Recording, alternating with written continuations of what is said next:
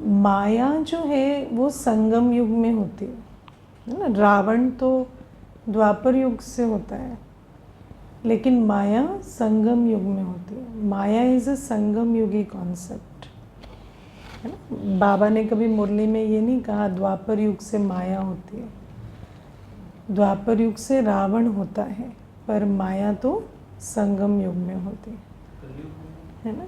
नहीं, संगम युग में माया मनस, जब बाबा है, श्रीमत है, तभी माया की बात आती है।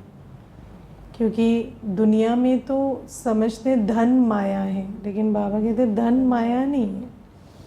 ये तो जब हम बाबा के बनते हैं, और जैसे कल भी क्लास में समझा रहे थे ना कि माया का काम है श्रीमत पर ना चलने देना, श्रेष्ठ कर्म ना करने देना, है ना। तो माया विभिन्न प्रकारों से आती है। तो जैसे कल की क्लास में मुख्य ये समझ रहे थे कि जब माया का प्रभाव होता है तो तन मन धन सफल ही नहीं करते, है ना, करेंगे ही नहीं। कितना भी सुनेंगे, लेकिन योग के बारे में रोज़ सुनेंगे पर उठेंगे ही नहीं, योग करेंगे ही नहीं, है ना। पवित्रता के बारे में रोज़ सुनेंगे, लेकिन पवित्र बनेंगे नहीं। सेवा के बारे में रोज़ सुनेंगे पर सेवा करेंगे नहीं। तो क्या ऐसा है जो करते ही नहीं? तो माया माथा मोड़ के रखती है ना। ऑफ कोर्स विकारों से जन्म लेती है, लेकिन यहाँ पर माया बहुत माथा मोड़ती है। और फिर बाबा आज जो बात कर रहे हो तो रॉयल रूप की माया है ना। उनको जो माया पकड़ती है जो सब कुछ करते हैं, एक होते हैं जो माया करने ही नहीं देती। तो करने ही नहीं देती वो तो माया का एक रूप है कि करने ही नहीं देती। लेकिन दूसरा रूप है माया का कर रहे हैं सब कुछ, लेकिन उस करने में फिर मेरापन आ जाएगा ना। करते करते फिर दूसरों के जज बनना शुरू कर देंगे। तो कर रहे हैं लेकिन करके भी सफल नहीं हो रहा, है ना। उस दिन बाबा ने, मुझे याद है अभी 3 सप्ताह पहले शायद एक मुरली चली थी, संडे की वाणी थी। तो बाबा ने उसमें बहुत अच्छी बात कही थी कि जब कोई आत्मा जो है वो सब कुछ कर रही है पर उसके संकल्प बहुत व्यर्थ चल रहे हैं, तो उसको जो दुआएं मिल रही हैं वो दुआएं भी वो रिसीव नहीं कर पाते, है ना। जैसे आज बाबा ने बात कही ना वरदान में कि दिव्य बुद्धि पर पर्दा पड़ गया है, मनमत का, कुसंग का, है ना। तो बाबा कहते हैं ये जो दिव्य बुद्धि जिससे बाबा को अनुभव करते, बाबा को याद करते, दुआओं का अनुभव भी, दुआएं भी कैसे खींचते, दिव्य बुद्धि से खींचते। लेकिन मानो मैं सब कुछ कर रही हूँ, लेकिन मेरे अंदर व्यर्थ संकल्प चल रहे हैं बहुत, तो मैं वो जो दुआएं मिल रही हैं उसको भी मैं रिसीव ही नहीं कर पा रही हूँ। मैं भाग्यवान आत्मा हूँ सोच के बैठूँगी तो रिसीव करूँगी ना।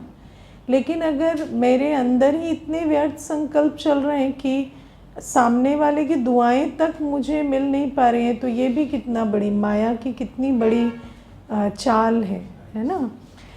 तो बाबा हमें कहते हैं एक होती है माया साधारण रूप से जो कुछ करने नहीं देती, लेकिन दूसरे प्रकार की माया जो रॉयल रूप से आती है कि सब कुछ कर रहे हैं लेकिन फिर भी जमा के खाते में नहीं जा रहा। सब कुछ कर रहे हैं, तन भी लगा रहे हैं, मन भी लगा रहे हैं, धन भी लगा रहे हैं, सुबह उठ भी रहे। अच्छा, कई ऐसे होते हैं कहेंगे हम रोज़ अमृत वेला कर रहे हैं, एक दिन भी मिस नहीं हुआ, चेहरा देखो तो ना खुशी है ना उमंग है, अरे ऐसा चेहरा क्यों लटका है, अमृत वेले में उठ के व्यर्थ संकल्प चला रहे हैं, है ना। तो क्या है ये माया कैसी है कि उठ भी रहे हैं पर सफल नहीं हो रहा, कर भी रहे हैं, मुरली सुन रहे हैं, 3 बार मुरली सुन रहे हैं, पर कंसंट्रेशन ही नहीं है, बुद्धि भटक रही है। तो माया ऐसे जो कर रहे हैं उसको भी सफल नहीं होने देते।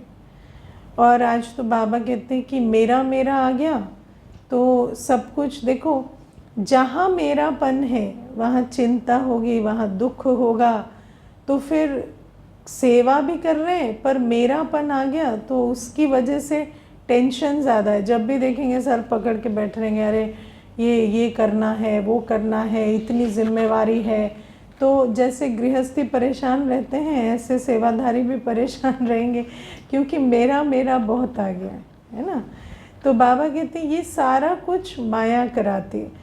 बाबा ने उस दिन कितनी सुंदर बात कही थी, परसों के शायद मुरली में स्लोगन था कि बाबा मिला और बाबा से सर्व प्राप्ति मिली, यही संगम युग की मौज है ना। संगम युग में मौज क्या है, हमें बाबा मिला, बाबा से सर्व प्राप्ति मिली, लेकिन अगर उसी मौज को हम अनुभव नहीं कर पा रहे तो फिर हम संगम युग में हमें बाबा मिला, क्या मिला, कुछ नहीं है ना। तो बाबा हमें कहते हैं ये माया करती है, ये सारा कुछ माया करती है। माया माना जहाँ श्रेष्ठ कर्म की बात आई, जहाँ संगम युग की मौज को अनुभव की बात आई, उसमें माया विघन डालती, ये सारा कुछ माया करती है ना। एक होता है विकर्म करना, विकर्म ना करना, लेकिन दूसरा होता है सफल करना और विधिवत सफल करना, है ना। तो विकर्म तो रावण कराता है, लेकिन सफल नहीं होने देती और विधिवत सफल नहीं होने देती, वो माया है ना। और बाबा कभी कभी कहते हैं माया मेरी बेटी है ना, क्योंकि बाबा कहते हैं अगर माया तुम्हें टेस्ट ना करे तो फिर सभी नंबर 1 में चले जाएं, तो कुछ ना कुछ तो टेस्टिंग होनी चाहिए। तो ये भी बहुत आज माया और रावण के विषय में थोड़ा चिंतन चल रहा था। और आप देखो आज बाबा कहते हैं ईश्वरीय प्यार, है ना, ईश्वरीय प्यार संगम युग की प्राप्ति है। संगम युग में हमें ईश्वरीय प्यार मिलता है। सारे कल्प में हमें देहधारियों का प्यार मिलता है, मनुष्य का प्यार। मनुष्य का प्यार कभी भी आपको भरपूर नहीं बनाता, मनुष्य का प्यार आपको मंगता बनाता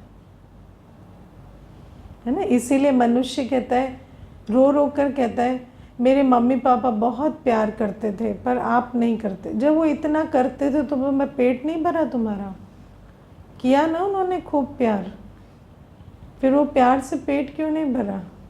अभी भी प्यार चाहिए, सारे जीवन हमें प्यार चाहिए ही। इतना मिला कहेंगे बहुत मिला, लेकिन पेट नहीं भरा, अभी भी और चाहिए। अरे जब कुछ ज़्यादा मिलता है तो उसका नेक्स्ट स्टेप क्या होता है, आप देते हैं। लेकिन मनुष्य का प्यार ऐसा है, कितना भी मिलता है तो भी दाता नहीं बनते, जितना मिलता है उतना और मंगता बनते, उतना और क्रेविंग फॉर लव होते है ना। आज मनुष्य क्या कर रहा है, फेसबुक पर हज़ारों हज़ारों फ्रेंड्स बना रहा है, सब क्यों, क्योंकि प्यार पूरा नहीं पड़ रहा। और जबकि आप देखो हर बच्चे को एक माता एक पिता मिलते है ना, इतना प्यार बचपन से मिलता है, भाई बहनों का प्यार मिलता है, सब कुछ मिलता है, लेकिन फिर भी वो प्यार स्वरूप नहीं बनते, वो प्यार के मंगता स्वरूप ही बनते है ना। तो मनुष्य का प्यार ऐसा है कि मनुष्य का प्यार हमें मंगता बनाता है, मनुष्य का प्यार हमें प्यारा नहीं बनाता है ना, प्यार स्वरूप नहीं बनाता। तो बाबा का वो गीत है ना, पाकर प्यार प्रभु का हम भी प्यारे हो गए। तो बाबा का जब प्यार मिलता है, ईश्वरीय प्यार, तो वो हमें भरपूर बनाता है ना। लेकिन बाबा कहते हैं उस प्रेम के भी अनुभवी बनना पड़ता है, क्योंकि बाबा तो प्यार देते हैं सबको, सबको ये भी पता है, प्राप्ति का मालूम भी है कि बाबा से हमें प्यार मिलता, लेकिन उस प्यार के सागर के प्यार के अनुभव में सदा रहें, तब तो प्रेम स्वरूप बनेंगे ना।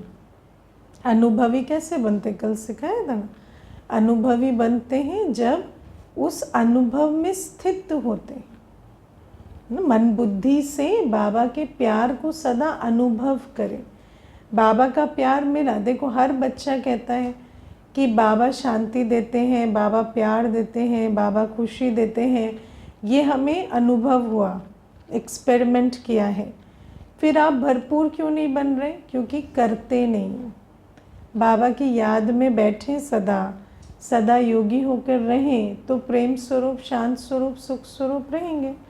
लेकिन योगी नहीं रहते और देहधारियों से योग है, पुरानी दुनिया से योग है, तो अनुभवी स्वरूप नहीं बनते। जब अनुभवी स्वरूप नहीं है तो फिर अंदर जो है वो प्राप्ति स्वरूप की स्थिति नहीं है, भरपूरता की स्थिति नहीं है।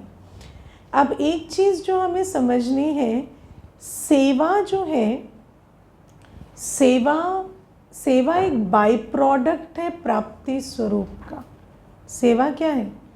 जो आपके पास है वो आप दे रहे हैं। सेवा कैसे होती है? जो आपके पास है वो आप दे रहे हैं। बाबा से आपको प्यार मिला है, प्यार दे रहे हैं। बाबा से ज्ञान मिला है, ज्ञान दे रहे हैं, है ना। बाबा से शक्ति मिली है, शक्ति स्वरूप होकर चल रहे हैं। तो सेवा बाय प्रोडक्ट है प्राप्तियों का, है ना। जब प्राप्ति स्वरूप होकर चलते हैं तो नेचुरल आत्मा सेवाधारी ही है। बाबा ने उस दिन भी कहा ना, पवित्र बनते हैं तो मददगार ही बनेंगे और क्या करेंगे, है ना। क्योंकि जहाँ जिससे मिला है फिर उसी की सेवा में ही लगाते हैं। तो बाबा हमें कहते हैं कि ये जो नेचुरल सिस्टम है, नेचुरल सिस्टम क्या है कि हम बाबा से भरपूर रहें और आत्माओं और प्रकृति के साथ हमारा इनडायरेक्ट रिलेशनशिप हो। इवन सेवा में भी इनडायरेक्ट रिलेशनशिप है। निमित्त भाव मतलब इनडायरेक्ट रिलेशनशिप। डायरेक्ट रिलेशनशिप माना अटैचमेंट। जब हमारा इनडायरेक्ट रिलेशनशिप है, जैसे निमित्त भाव मतलब क्या, आज आप बैठे, हम बैठे, हमारा संबंध इसलिए है क्योंकि आप बाबा के घर में आए, हम बाबा के सेवा में, है ना। लेकिन जहाँ मेरे दिल में आ गया मैं आपकी सेवा कर रही हूँ, वहाँ गड़बड़ हो जाती है ना, वो निमित्त भाव खत्म हो जाता है। तो बाबा कहते हैं कि जो सेवा है वो कैसे होती है। सेवा, बाबा कहते हैं ना कि लौकिक गृहस्थ व्यवहार में भी निमित्त भाव से चलो, तो ट्रस्टी बनकर चलो। ट्रस्टी बनकर चलो माना direct relationship with Baba, indirect relationship with everyone. तो जब हम बाबा के साथ भरपूर रहते हैं, बाबा की याद से, बाबा की पालना के अनुभव से, बाबा के प्यार के अनुभव से, जब हम सदा भरपूर रहते हैं तो हम नेचुरली गिवर हो जाते हैं, है ना। लौकिक में भी आपको क्या करना है, दाता बन के ही तो रहना है ना। तो वो आप नेचुरली करते हैं, चाहे सेवा में चाहे लौकिक में। सेवा भी क्या, अलौकिक को सस्टेन करना और वहाँ लौकिक को सस्टेन करना, एक ही बात है। लेकिन ये दोनों भान कैसे आएंगे, जब हम भरपूरता की स्थिति से कर्म में आए। लेकिन अगर वो नहीं होता तो फिर क्या होता, जिसके साथ आपका डायरेक्ट संबंध है वो आपके मन पर, बुद्धि पर हमेशा रहेगा। जहाँ आप डायरेक्ट संबंध बनाते हैं तो उससे आपका बुद्धि योग लग जाता है ना। जहाँ आप डायरेक्ट संबंध बनाएंगे वहाँ बुद्धि योग लग जाएगा। अटैचमेंट कैसे होती है, जो भी आपके मन पर, बुद्धि पर सवार रहेगा सारे दिन, आपको उससे अटैचमेंट हो जाएगी। ठीक है, मैं सारे दिन अगर इसके बारे में सोचती रहूं, मुझे इससे अटैचमेंट हो जाएगी। एक माइक्स के बारे में भी सोचती रहूँगी ना, मानो ये ढीला है तो मैं क्लास कराते कराते सोच रही हूँ कि ये ढीला है, गिर ना जाए, गिर ना जाए। तो फिर थोड़ी देर के बाद ऐसे क्लास कराने मेरा संकल्प जाएगा ये ठीक है। क्योंकि आप जितना किसी भी चीज़ के बारे में सोचेंगे वो आपकी मन बुद्धि के साथ, जहाँ आपका मन बुद्धि इन्वेस्ट होता है वहाँ आपकी अटैचमेंट बिल्ड हो जाती है। फिर वो चीज़ आपके मन बुद्धि को खींचेगी और आपको प्रभावित करेगी। ये नेचुरल लॉ है। अब जब हम भरपूर होकर सेवा नहीं करते, है ना, चाहे लौकिक में भी आप ट्रस्टी बनकर चल रहे, ट्रस्टी भी कैसे बनेंगे? जब भरपूरता है तो ट्रस्टी बनेंगे, वरना क्या होगा, आप जिसके प्रति जो कर रहे हैं वो आपके माइंड में हमेशा चलेगा ना। जो जिस आत्मा के लिए भोजन बना रहे हैं, जिसके लिए कार्य कर रहे हैं, वो आपके माइंड बुद्धि में हमेशा चलेगा, तो उसके साथ आपकी अटैचमेंट होती जाएगी। और जहाँ अटैचमेंट हुई तो वहाँ पर तो क्या होगा, फिर चक्कर में पड़ जाएंगे। वो ठीक तो मैं ठीक, फिर वहाँ कुछ गड़बड़ तो मेरी भी दिल ऊपर नीचे हो गई, तो फिर वो सारा जो स्वराज अधिकारी वाली पोजीशन थी वो ख़त्म हो गई। फिर तो हम सारे दिन चक्कर टक्कर में आएंगे, भय लगेगा, चिंता होगी। तो ये होता है जब हम सेवा भी करते हैं तो हमें बाबा की सेवा है, सेवा किया न्यारा हुआ, उसके बारे में सोचते रहना। मानो कोई आत्मा आई है ना, उसने अपनी कहानी सुनाई, दुखी हुए, जो भी हुए, अब उस आत्मा के जाने के बाद भी मैं अगर उसके बारे में सोच रही हूँ तो वो मेरे माइंड पे चलेगी, वहाँ अटैचमेंट बिल्ड होगा।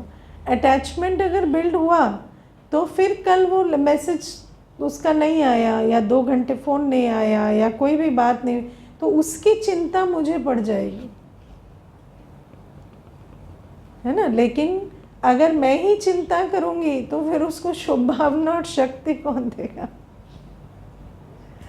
तो हम तो चिंता करने के लिए नहीं बैठे ना, हम तो शुभ भावना और शक्ति देने के लिए बैठे। लेकिन अगर उसका चिंतन मेरे माइंड में चलेगा तो फिर शुभ भावना और शक्ति कहाँ से आएगी?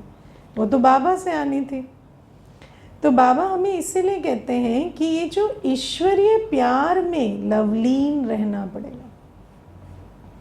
बाबा के प्यार में जितना बाबा के साथ योग युक्त रहेंगे ना, उतना हमारे अंदर निमित्त भाव होगा। और अगर निमित्त भाव नहीं है, लगाव हो गया है, तो लगाव हो गया तो फिर किसी काम के नहीं रहेंगे, है ना। मानो कोई भी चीज़ है, सेवा संभालते हैं, भोजन की सेवा संभालते हैं, भंडारी की सेवा संभालते, कोई भी सेवा संभालते, लेकिन अगर सेवा करते ईश्वरीय शक्ति नहीं है, बाबा के बल से नहीं चल रहे, तो फिर क्या होगा? उस सेवा के साथ, सेवा से ही अपना न्यूट्रिशन ले रहे हैं ना। सेवा ठीक तो हम ठीक, है ना, वहाँ सब ठीक तो हम ठीक, तो फिर वहाँ जब ऊपर नीचे होगा तो अपनी स्थिति में भी ऊपर नीचे डेफिनेटली होगा, है ना। तो इसीलिए आज ये निमित्त भाव, न्यारा और प्यारा पर बहुत अटेंशन खिंचवाया गया है। ये रॉयल रूप की माया आती है जब हम सेवाधारी बनते हैं, है ना। लेकिन बाबा हमें ये कहते हैं कि अब जैसे सेवाधारी बने, है ना, कई मानो भोजन की सेवा आपको दे दी, अब भोजन की सेवा आपको दे दी, लेकिन वहाँ निमित्त भाव नहीं है, तो क्या होगा? कोई भी उस भंडारे में फिर प्रवेश करेगा तो ये ऐसे क्यों कर रहे हैं, वो वैसे क्यों कर रहे हैं, लेकिन 4 आत्माएं, 4 बहनें एक साथ सेवा कर रही हैं, तो उसमें फिर क्या होता है? न्यारापन नहीं रहता, फिर वहीं पर ही चक्कर टक्कर सब शुरू हो जाए। तो इसीलिए ये जो सेवा है या ट्रस्टी बनकर लौकिक व्यवहार में चलना है, ये बाई प्रोडक्ट है भरपूर स्थिति का। लेकिन अगर भरपूरता नहीं है, खाली है, तो कहीं भी चिपक पड़ेंगे, कहीं भी अटैचमेंट हो जाएगा, है ना। और फिर बाबा कहते हैं, फिर जब ये जो, और जब अटैचमेंट होती है तो अटैचमेंट की निशानी क्या है? एक्स्ट्रा, व्यर्थ संकल्प, व्यर्थ देखना, व्यर्थ बोलना, व्यर्थ सोचना, ये सारा अटैचमेंट की निशानी। जहाँ अटैचमेंट है वहाँ एक्स्ट्रा थॉट, एक्स्ट्रा बोल, एक्स्ट्रा देखना, एक्स्ट्रा सुनना, है ना। वहाँ पर फिर न्यारा नहीं हो सकेंगे किसी चीज़ से, हर चीज़ आपके माइंड पे प्ले करेगी। और जहाँ फिर वो होता है, फिर वहाँ बाबा से योग लगाने बैठेंगे तो वो जो सारा आपने इतना सारा मोमेंटम बिल्ड किया है वो सारा वहाँ पे काम आएगा। बैठेंगे लेकिन उस आत्मा ने क्या कहा, उसने ऐसे कर्म किए, उसने ये फेंक दिया, वो कर दिया, ये सारा आपके माइंड में चलेगा और फिर योग और युद्ध का सिस्टम शुरू होता है। है ना। लेकिन बाबा कहते हैं ईश्वरीय समझदारी, ईश्वरीय समझदारी क्या होती है? ईश्वरीय समझदारी होती है न्यारा और प्यारा होकर चलना। लेकिन ईश्वरीय समझदारी की जगह कौन सी समझदारी आ जाएगी कि अच्छा मुझे ही नहीं पता, मैं 20 साल से सेवा कर रही हूँ, मुझे ही नहीं पता, आज इनको पता है, हमें अटैचमेंट हो गई है ना। ये वेस्ट किए जा रहे हैं और हम सोचे भी ना, हम बोले भी ना, है ना। तो ये ईश्वरीय समझदारी की जगह ये वाली समझदारी फिर काम करने लगती है। जहाँ संगम युग का कोई सुख नहीं है, जहाँ वही जो खिटखिट, चिंता, चिंतन, व्यर्थ सब कुछ चल रहा है, लेकिन उसके बाद भी कहेंगे नहीं हमारी क्या गलती है, हम ऐसी क्या गलती कर रहे हैं, बात तो हम तो योगी भी हैं, ज्ञानी भी हैं, सेवाधारी भी हैं, और ये गलती कर रहे हैं तो हम सोचे भी ना, है ना। लेकिन बाबा कहते हैं कि गलती किया आपने, इशारा दिया, लेकिन चिंतन क्यों चलता है, चिंता क्यों होती है, भय क्यों लगता है, टेंशन क्यों होती है? ये जो चिंता होती है, भय लगता है, टेंशन होती है, ये सारे लगाव की निशानी। लेकिन सब कुछ करेंगे और कहेंगे हमारी क्या गलती है, हम तो अब सेवा में, इतनी टेंशन तो होती ही है, इतना ये तो होता ही है, लेकिन सेवा में है ना, अब आपको टेंशन क्यों होती है तो बाबा का, ठीक है ना। तो वहाँ मेरापन आ गया है, और मेरापन आया है तो फिर संगम युग की मौज नहीं है ना, संगम युग की मौज नहीं है, और फिर कर्म की गति भी श्रेष्ठ नहीं रहती, है ना। एक जगह से चिढ़ के आएंगे, दूसरी जगह गलती करेंगे और नुकसान करेंगे, क्योंकि वो हैंगओवर है, एक गलती का प्रभाव दूसरी गलती में ऐसे चलता रहता है। तो ना कर्म ठीक हो रहे हैं, ना संगम युग की मौज रह रही है, तो ये सारा चक्कर है मैंपन, मेरेपन का, है ना। तो फिर क्या संगम युग में आके किया, है ना। जैसे गृहस्थियों को दुख हो रहा है और परेशानी हो रही है और उस कारण से बीपी बढ़ रहा है, यहाँ भी बढ़ रहा है ना। तो हम भी संगम युग में आकर हमने भी क्या किया फिर?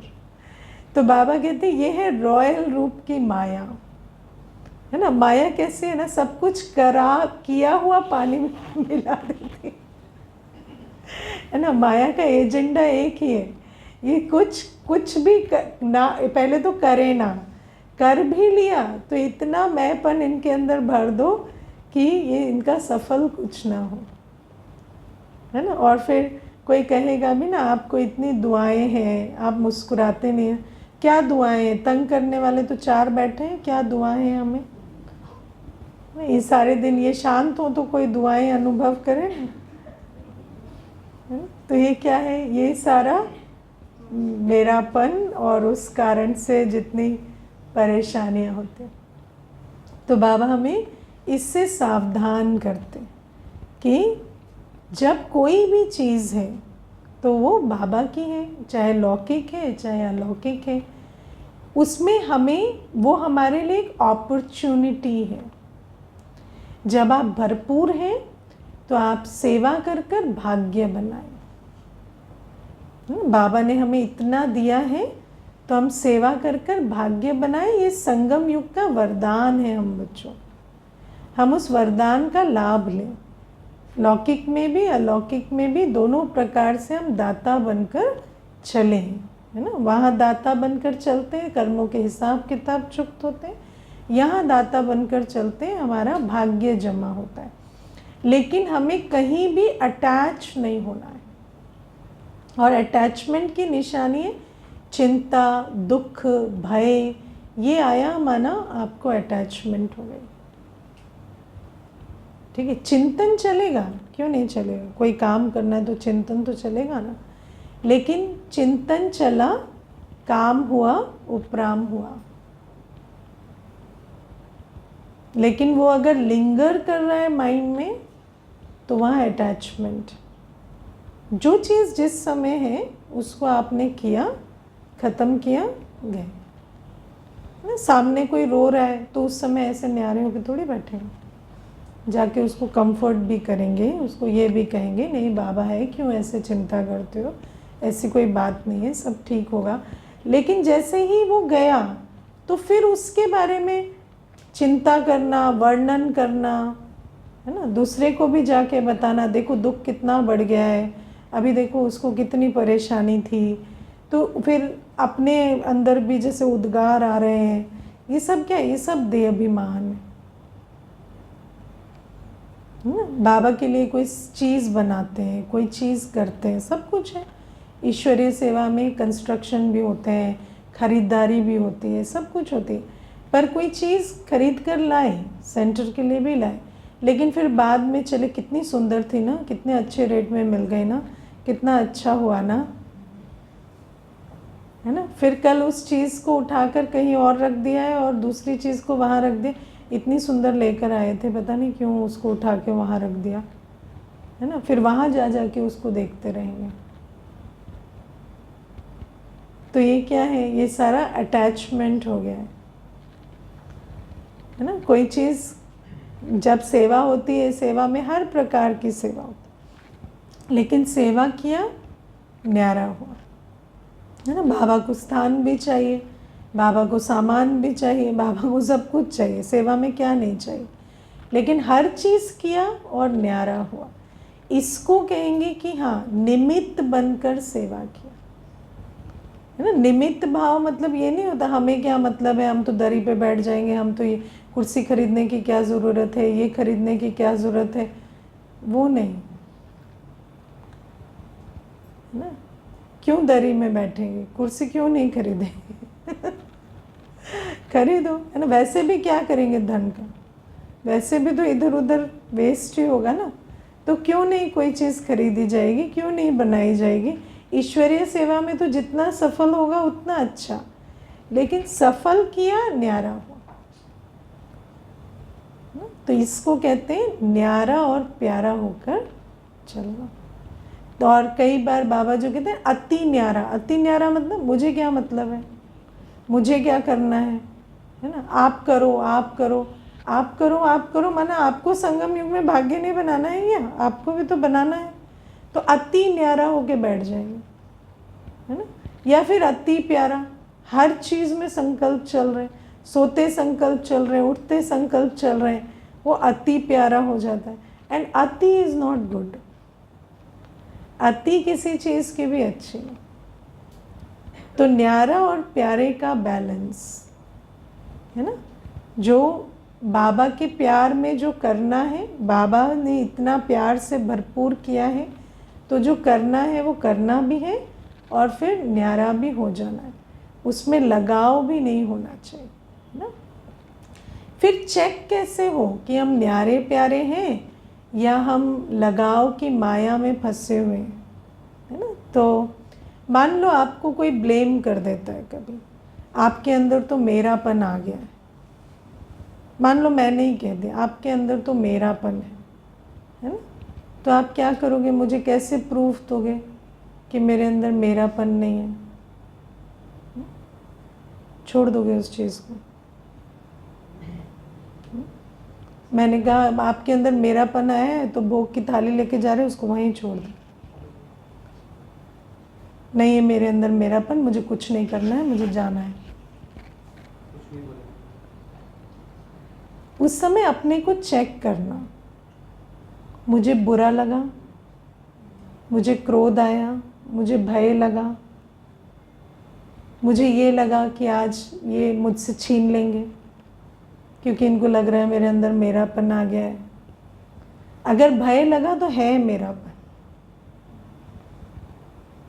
है ना। लेकिन अगर नहीं है मेरापन तो शांत रहेंगे और अपना काम करते रहेंगे,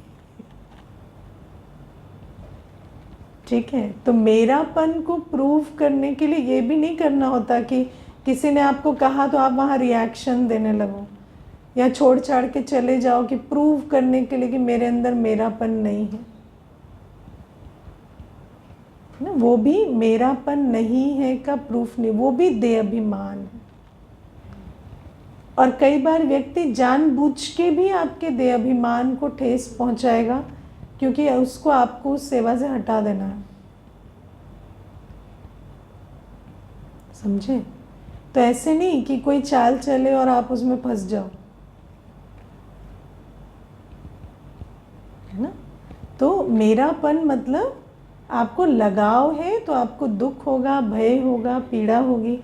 अब मानो कोई फोर्स यूज़ करे, फोर्स यूज़ किया और आपको डर लगा कि ये छिन जाएगा, तो वहाँ भी मेरापन, खोने का डर हो गया, वो मेरापन। खोने का डर आया माना मेरापन। जहाँ अटैचमेंट होगा वहाँ फियर ऑफ लॉस होगा। ये सबसे बड़ी निशानी है ना। किसी भी चीज़ के साथ मेरापन हो सकता है, कोई वस्तु, कोई व्यक्ति, कोई सेवा, कोई प्राप्ति, किसी के साथ भी मेरापन हो सकता है। और चैलेंजेस तो हर चीज़ को आएंगे ना, लेकिन जब चैलेंज आता है तो उस समय पर आपको भय नहीं लगना चाहिए, है ना? और ये भी नहीं कि आप छीनो उससे पहले हम ही छोड़ दें, नहीं। आप क्यों छोड़ते हो ना। आप खुद से बैठे हो, किसने बिठाया? बाबा ने बिठाया। बाबा आपसे पूछ के आपको हटाएगा क्या?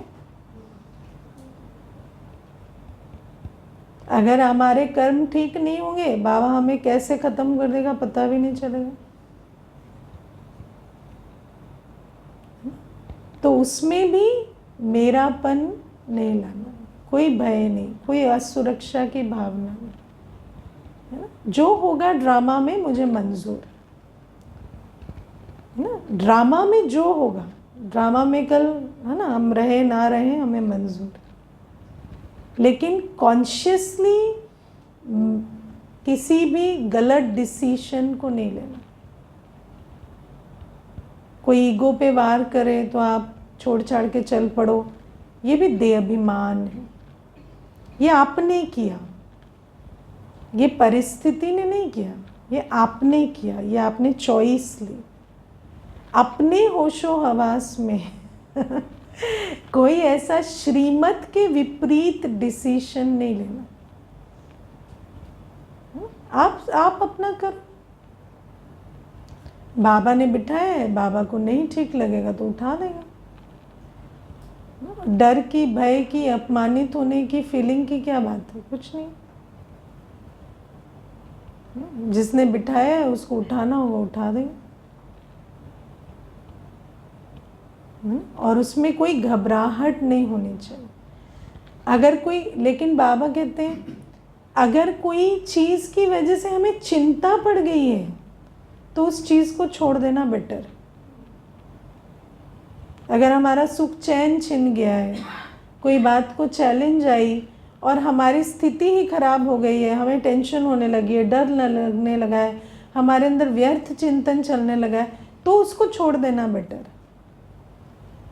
क्योंकि हमारे अंदर लगाव है। तो लगाव जिससे हो गया है वो तो छोड़ देना ही बेटर।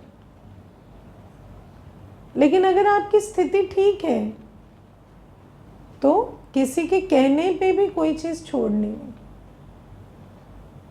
ना। और अगर मेरी ही स्थिति ठीक नहीं है तो बेटर है छोड़ दो ना, क्योंकि वो जो let go of anything that cost your peace ना, जो आपकी शांति सुख छीन ले, वो चीज़, वो सेवा तो सेवा नहीं है ना। बाबा मुरली में कितनी बार कहते हैं, जो आपको विचलित कर दे वो सेवा सेवा नहीं। तो इसका मतलब आपको अभी अपने पे काम करना ज़रूरी है। और अगर कितनी भी चैलेंज आती है और आप अगर कर पा रहे हैं और इजी रह पा रहे हैं, संगम युग की मौज में रहते जो भी कर पा रहे हैं वो करना, वो हमारा ईश्वरीय कर्तव्य है, उसे करना है। उसमें फिर कोई भी विघ्न आए, डोंट माइंड। विघ्न तो आएंगे, ब्रह्मा बाबा को इतने विघ्न आए, है ना। अब ब्रह्मा बाबा ने ऐसे थोड़ी सोचा कि ये विघ्न आ रहा है तो इसका मतलब मैं छोड़ दूँ, मैं मेरेपन का टेस्ट दूँ कि मेरे अंदर मेरापन नहीं है, मैं छोड़ के भाग जाऊँ। ऐसा तो बाबा ने नहीं सोचा। तो विघ्नों को हमें पार करना है। विघ्न तो बहुत प्रकार के आएंगे। बाबा कहते हैं माया ऐसे ऐसे रूप धर कर आएगी जो आप सोच भी नहीं सकते। माया का नाम ही माया है ना, कोई भी रूप ले लेती।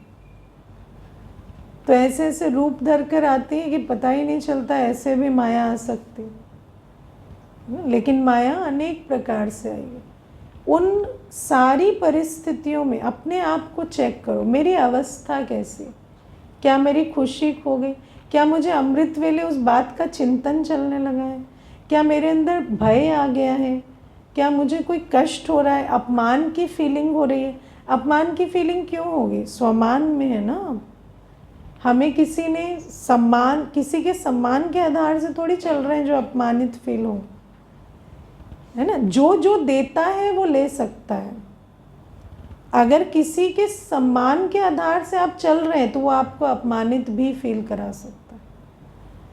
लेकिन जब किसी के दिए सम्मान से चल ही नहीं रहे, स्वमान से चल रहे हैं, तो बाबा तो स्वमान आज भी दे रहा है, तो अपमानित फील करने की क्या बात है ना। तो ये कहीं कोई भी फीलिंग इधर उधर हुई तो इसका मतलब हमारे अंदर लगाव है, हमारे अंदर कुछ ना कुछ निमित्त भाव की कमी है, और फिर हमारी फंक्शनैलिटी घट जाएगी।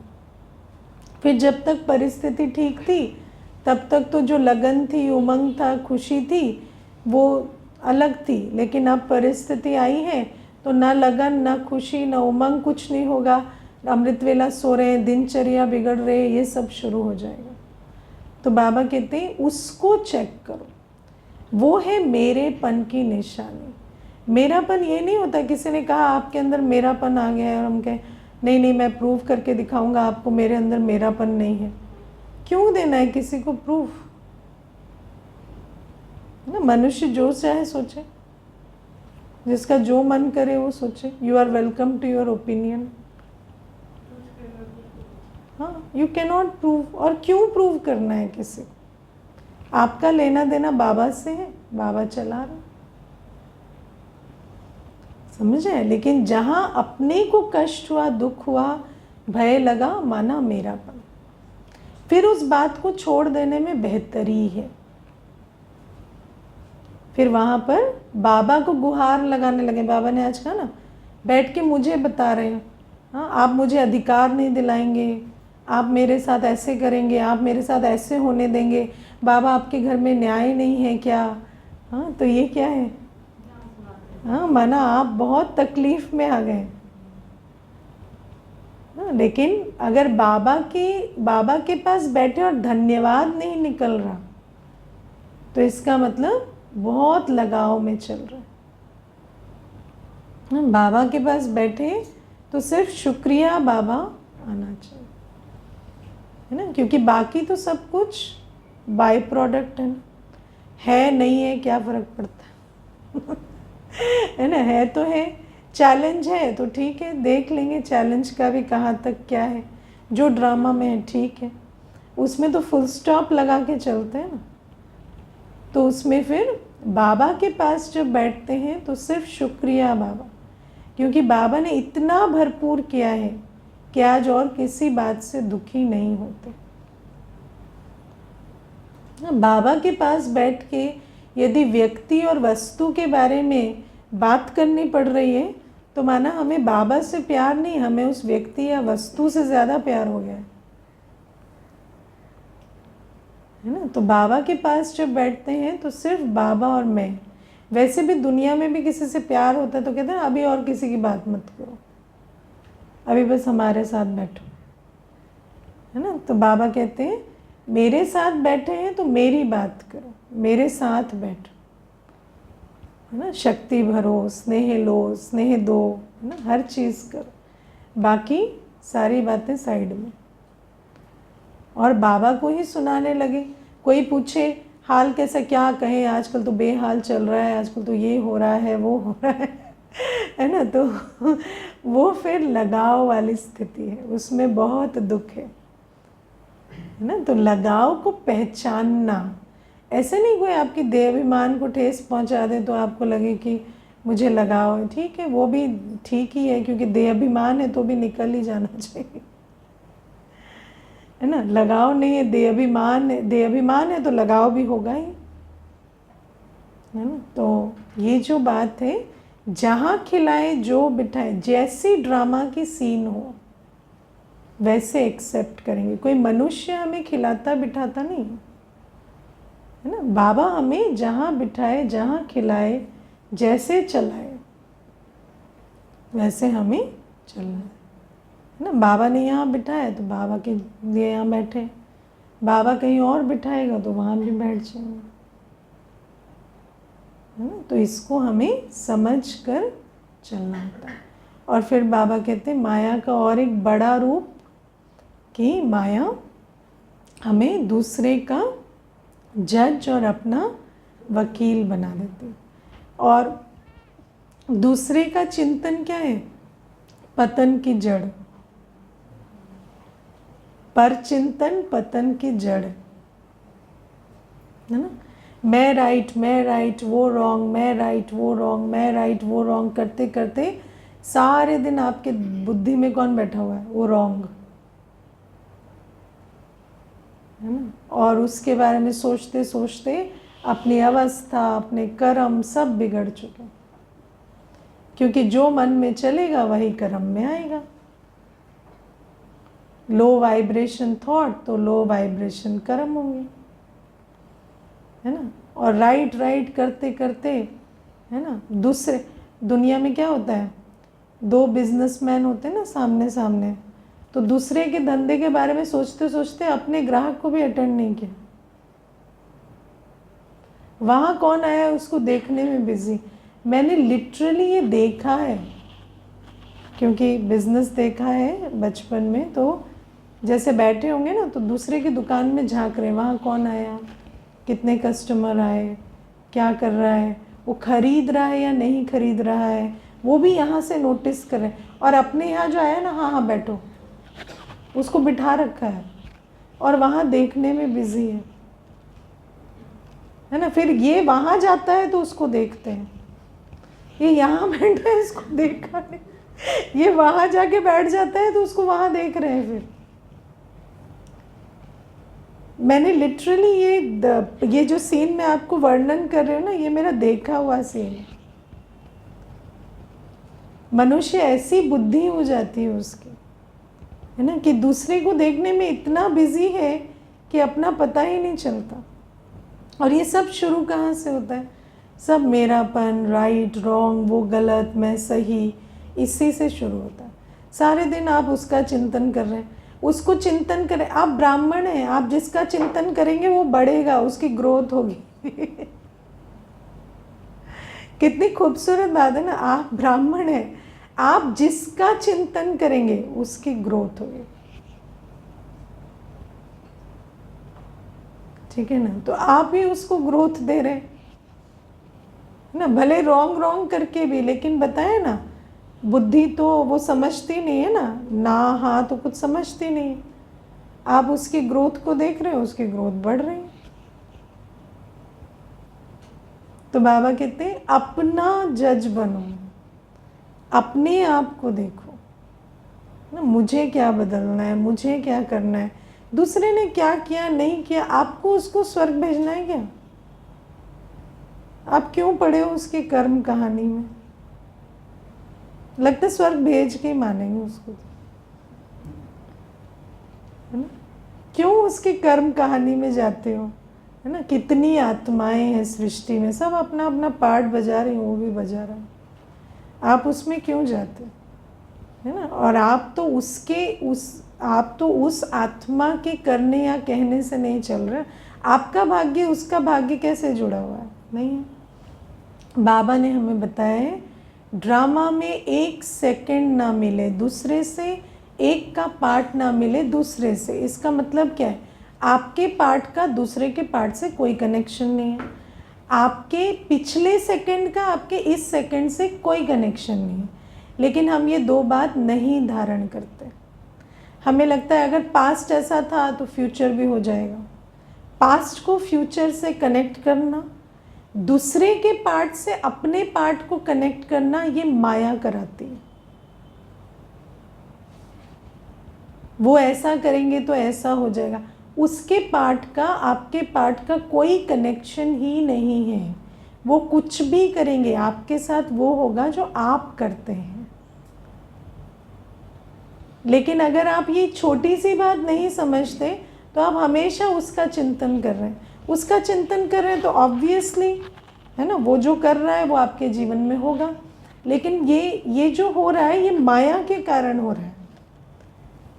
अगर आपको समझ आ गया उसका पार्ट मेरा पार्ट क्यों कनेक्टेड है ना, कोई नुकसान करेंगे तो क्या नुकसान हो जाएगा क्या? वो करेंगे, आपका नुकसान तब होगा जब आप कोई गलती करेंगे, है ना। फिर व्यक्ति क्या करता है, अगर वो नहीं होते ना तो हमारी इतनी ग्रोथ हो जाती, वो भी माया का भ्रम है। फिर उस चक्कर में भी पड़ के उसी को संकल्प देंगे, नहीं मेरा कर्म मेरा ड्रामा, आज मुझे जितना मिला है मेरा इतना ही है ये हो जाता वो हो जाता, कुछ नहीं होता। आपका कल्प कल्प का इतना ही पार्ट है ना, और इतना ही आपको मिलना है, और आप अभी जो पा रहे हैं वो आपका प्रीफिक्स्ड सर्वश्रेष्ठ पार्ट चल रहा है। कोई आपको कहे भी ये ऐसा नहीं करते ना ये हो जाता, कुछ नहीं होता, कल्प कल्प इतना ही होता है तो किसी के पार्ट से मेरा पार्ट कनेक्टेड नहीं है। मैं अपना पार्ट बजा रही हूँ, मैं श्रीमत प्रमाण चल रही हूँ, मैं मुझे बाबा की सुननी है, मुझे बाबा की श्रीमत पे चलनी है। वो ऐसा वो वैसा कुछ नहीं, और एक सेकंड ना मिले दूसरे से, पिछले सेकंड का मेरे इस सेकंड से कोई लेना देना नहीं। लेकिन माया कहेगी नहीं, तुमने पिछले सेकंड ये पाप किया है ना, अभी योग में कैसे बैठोगे? तुमने आज अमृत वेला मिस किया ना, तुम्हारा सारे दिन योग नहीं लगेगा। लेकिन अमृत वेला नहीं हुआ तो दूसरे सेकंड में तो हम योगी बन सकते हैं ना। ये गिल्ट भी माया की चाल है। फिर सारे दिन वियोगी रहेंगे तो अगले दिन कहाँ उठेंगे? एक सेकंड ना मिले दूसरे से, पिछले सेकंड क्या हुआ उसको आप क्यों बुद्धि में कैरी कर रहे हो? ठीक है, पिछले सेकंड जो हुआ उसको फुल स्टॉप लगाओ, अभी फिर से मैं आत्मा मेरा बाबा। इसीलिए ज्ञान को बहुत धारण करके चलना पड़ेगा, नहीं तो माया बेटी बाबा अपना अपॉइंटेड काम करती रहती है ना। ये नहीं समझ रहा है, इसको पिटाई करो निकालो, है ना। तो बाबा ये आज हमें बहुत प्यार से समझा रहे, और बाबा कहते जब ऐसी वैराग वृत्ति के साथ, बेहद की वैराग वृत्ति, हद की नहीं, हद की वैराग वृत्ति डिप्रेशन होता है।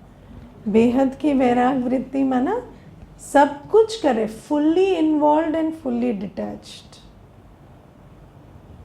बेहद की वैराग वृत्ति माना fully involve and fully detached, है ना। देखने वाले को लगेगा कि ना ये इतने इन्वॉल्व है ना, अभी कुछ हो जाएगा तो ये हिल जाएंगे, लेकिन फुल्ली डिटैच्ड है, कुछ बात से हिलेंगे।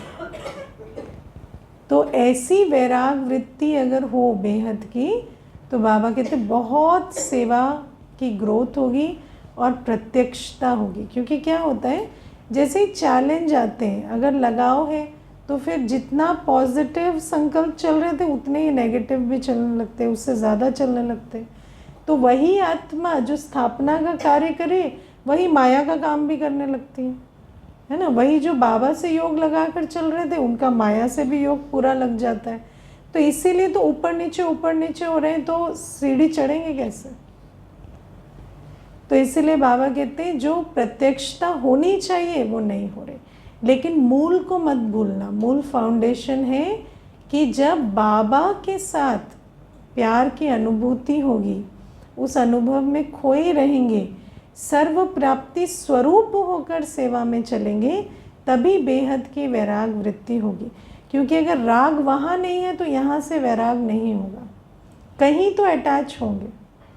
अगर वहाँ अटैचमेंट नहीं है तो यहाँ होगा ही होगा। अगर वहाँ से एंटरटेनमेंट नहीं मिल रहा तो यहाँ के एंटरटेनमेंट में फंसेंगे। इसीलिए बाबा ने हमें कहा है जब डायरेक्ट बाबा से तब यहाँ इनडायरेक्ट होगा। ओके, ओम शांति।